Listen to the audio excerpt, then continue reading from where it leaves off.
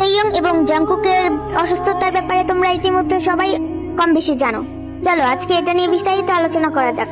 12 তারিখ সকালবেলা ওয়েভার্স লাইভে আর্মিদের উদ্দেশ্যে তেইয়ং বলেন, তিনি গত 2.5 বছর ধরে কানের সমস্যায় ভুগছেন। সেনাবাহিনীতে থাকা অবস্থায় এটি আরো বেড়ে যায়।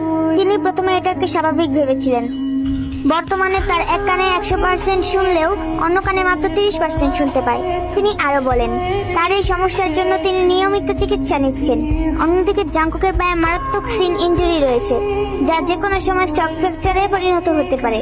মঞ্চে পারফরমেন্স করার সময় প্রচন্ড ইচ্ছা থাকলেও পায়ে ব্যথার কারণে তিনি ইচ্ছেমতো দৌড়াতে পারেন না বা লাফালাফি করতে পারেন না।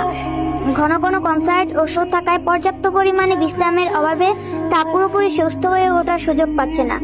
তাই তিনি ভক্তদের আশ্বস্ত করেছেন, হাজারো ব্যস্ততা থাকা সত্ত্বেও তিনি নিজের যত্ন নেওয়া এবং পারফরমেন্স করার জন্য সাধ্যমতো চেষ্টা করে যাচ্ছেন। সবাই তেইয়ং এবং জাংকুকের জন্য দোয়া করবেন।